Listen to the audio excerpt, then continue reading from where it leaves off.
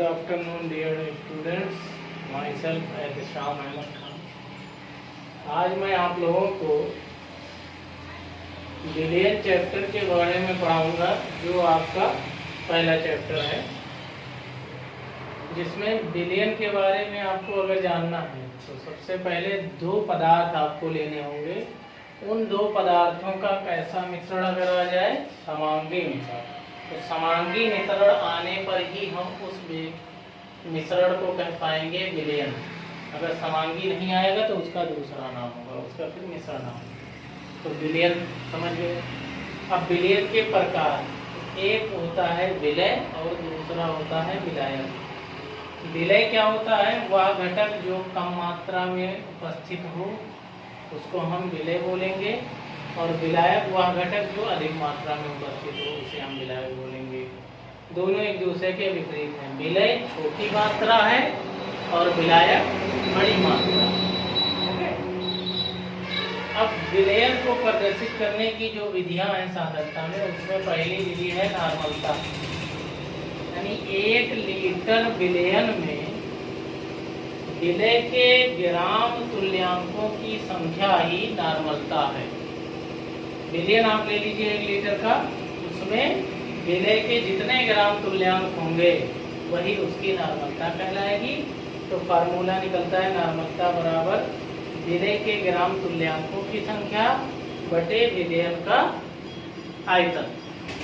तो यहाँ से अगर हम फार्मूला ये इसका लिखे हैं नॉर्मलता का, तो बहुत आसान सा फार्मूला आता है।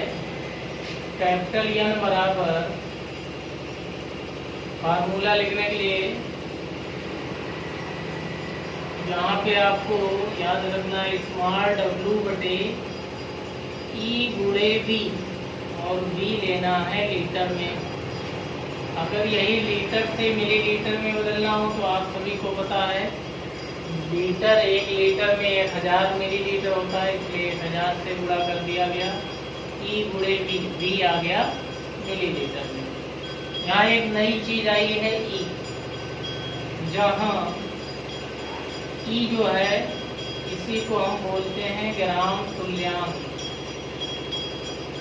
ग्राम तुल्यांक। और ये निकलता कैसे है? ई बराबर अणुभार। जिस विलय की बात हो रही है उसका आपको अणुभार निकालना है, उसमें आपने निकाला है बटे, अगर वो अम्ल है तो उसकी क्षारकता निकलेगी, और अगर क्षार है तो उसकी अम्लता निकलेगी। तो यहाँ से आप ई की वैल्यू की गणना कर लेंगे, जिससे आपको क्वेश्चन आसानी से हो जाएगा। अभी मैं आपको क्वेश्चन भी करके HCl का दशांश तुल्यांकी भार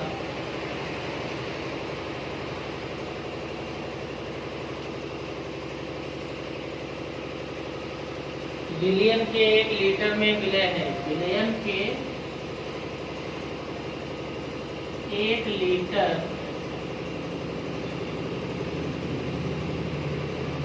में विलय है, आगे आपसे कहा जा रहा है नॉर्मलता ज्ञात कीजिए। नॉर्मलता ज्ञात कीजिए। फिर आइए देखते हैं इस क्वेश्चन को कैसे किया जाएगा। आपको सवाल में दिया हुआ है दशांश, HCl का दशांश। दशांश शब्द का इस्तेमाल हुआ है। दशांश का मतलब होता है 10वां अंश।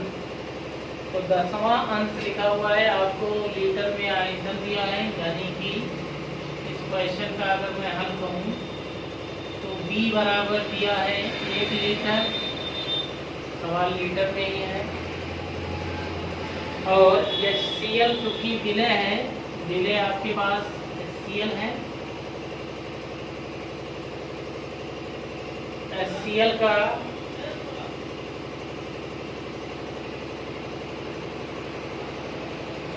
आपको दशांश दिया है। नॉर्मलता निकालनी है। नॉर्मलता यानी कि यह निकालना है।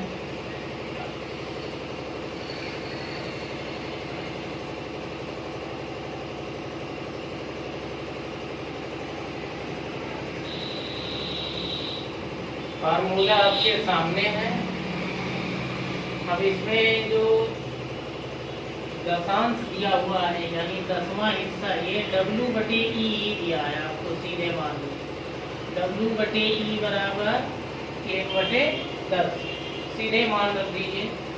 n बराबर सूत्र है W/E गुणे V, और V किसमें होना चाहिए? लीटर में, क्योंकि सवाल में आपके लीटर में दिया था, इसलिए हमने लीटर वाला फार्मूला यूज कर लिया।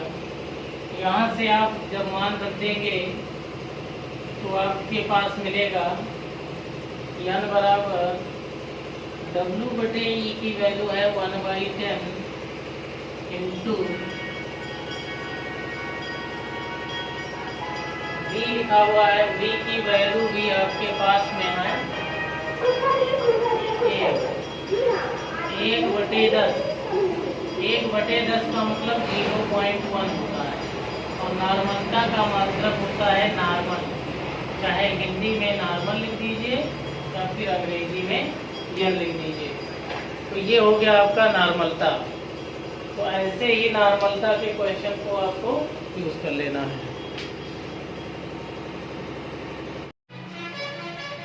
तो बच्चों, हमने जो है क्वेश्चन कर लिया था एक नॉर्मलता पे।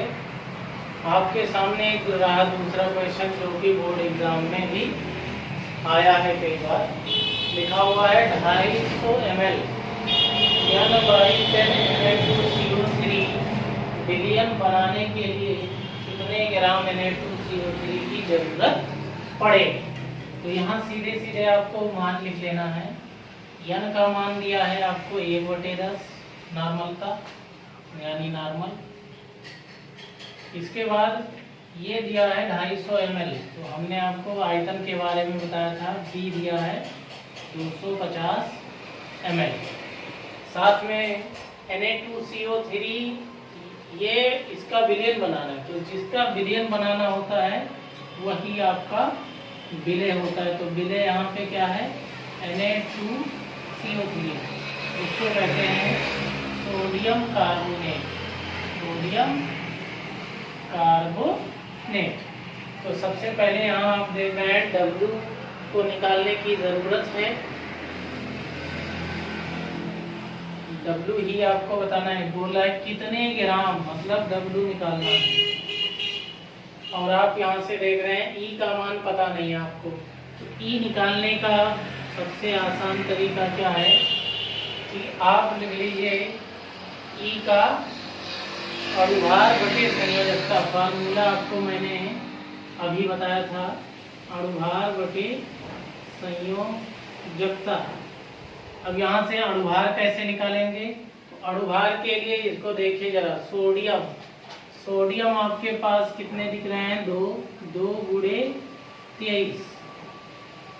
एक सोडियम का 23 होता है, तो 2 का हो गया 2 गुणे 23 प्लस दूसरा तत्व आ गया इसलिए प्लस कार्बन। एक कार्बन है इसलिए 1 गुणे कार्बन का होता है 12 प्लस 3 ऑक्सीजन आ गए तो 3 गुणे 16। ये हो गया आपका अणुभार। और इस पूरे के नीचे लिख देनी है संयोजकता। संयोजकता यहाँ पे होगी 2। कैसे 2 होगी? क्योंकि ये जब Na2CO3 आप तोड़ोगे तो ये कुछ इस तरीके से टूटेगा। 2Na plus plus CO3 2 minus के रूप में टूटेगा। तो यहाँ से E की वैल्यू निकल के आएगी 23 दूना 46 प्लस 12 एकम 12 16 यहीं 48 बटे 2। 48 और 12 हो गए 60, 60 और 40 100 106 बटे 2। इसको जब आप भाग करोगे 2 से तो आ जाएगा 53। E का मान आ गया 53। यहाँ से सारे मानों को रख दीजिए। n का फार्मूला है W चूंकि V दिया है ml में, इसलिए 1000 वाला फार्मूला लगाना है। तो W गुणे 1000 बटे E गुणे V होगा ml में। तो यहाँ से मान निकल के आने वाला है। W का मान आपको निकालना ही है, N का मान है 1/10, E 1000 बटे E की वैल्यू अभी आई है तुरंत 53 गुणे V की वैल्यू है 250। 250 को अगर हम 4 बार गुणा कर दें तो 1000 हो जाता है। तो यहाँ से जरा देखिए W का मान क्या निकल के आएगा। W बराबर 53 ऊपर जाएगा तो 53 हो गया बटे 4 का 10 में गुणा 40। 53 को 40 से आप भाग कर देंगे, जो मान आएगा वही आपका आंसर हो जाएगा।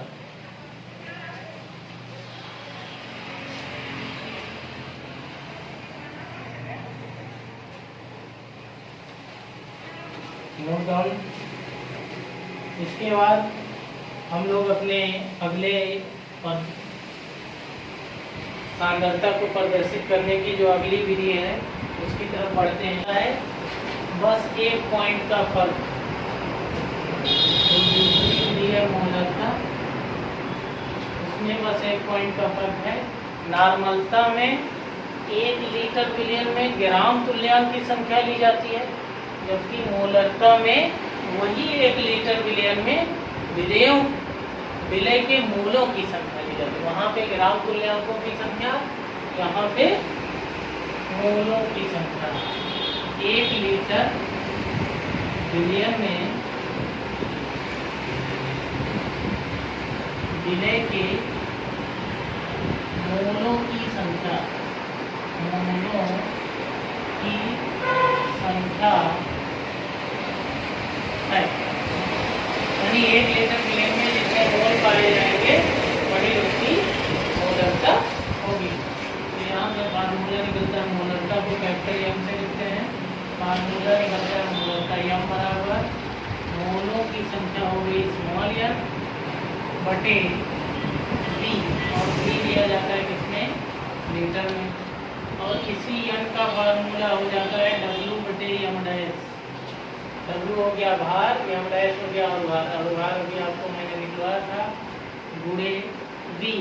V अगर मिलीलीटर में कर दें तो आप सभी को पता है लीटर से मिलीलीटर में बदलने के लिए गुणा करा देना है 1000 से।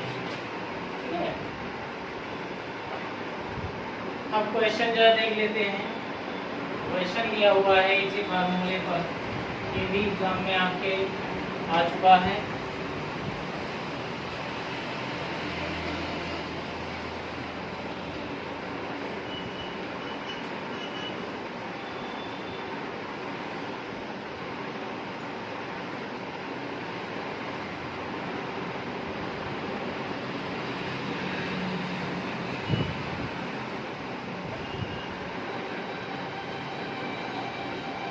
क्वेश्चन में कहा जा रहा है 5.85 ग्राम NaCl को 200 ml जल में घोले जाने पर 5.85 ग्राम NaCl को 200 ml जल में घोले जाने पर विलयन की मोलरता ज्ञात कीजिए। विलयन की मोलरता ज्ञात कीजिए।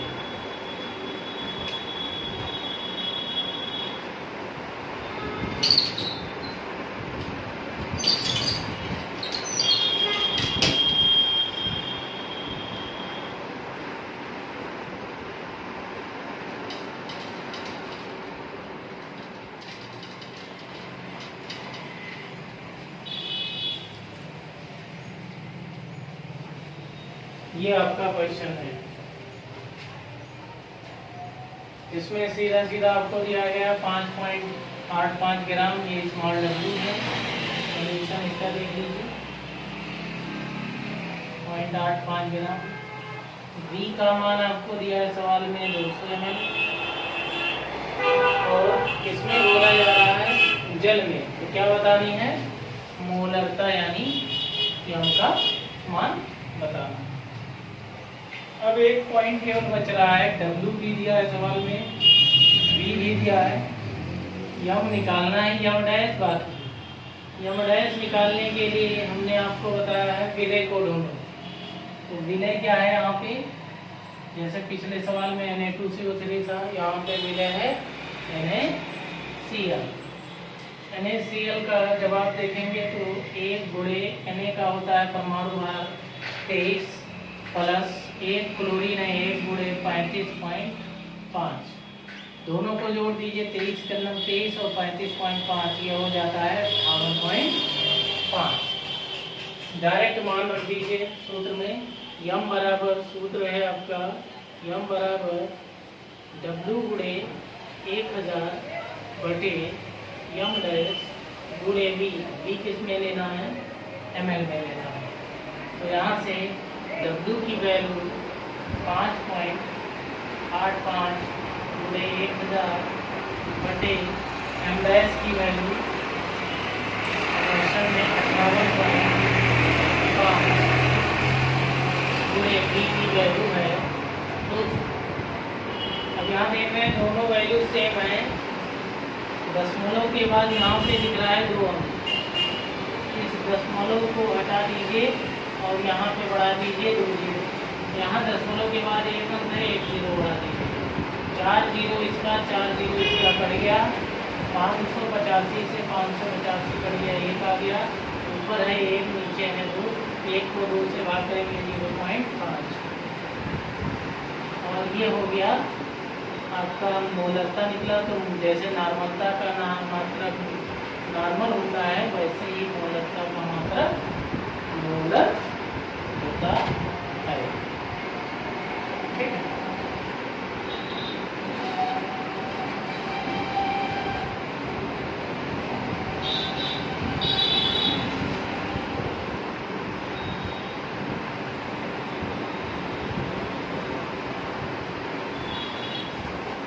सेम ऐसे ही एक क्वेश्चन है,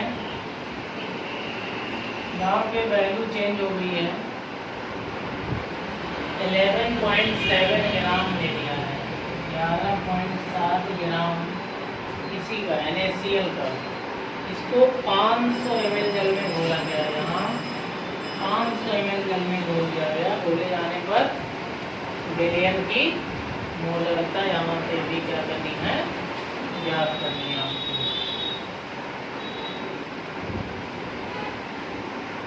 सब कुछ यही दिया हुआ है, बस वैल्यू थोड़ी चेंज हो गई है, 500 सारे मानों को रख देंगे, तो यहाँ पे वैल्यू आ जाएगी कितनी, फिर से आपका मान आएगा, ये रहा सूत्र, W का मान 11.7 गुणे 1000 बटे 58.5 ये डैश का मान है, और गुणे बी का मान है 500 गुना 1000, और पॉइंट से पॉइंट काट दीजिए,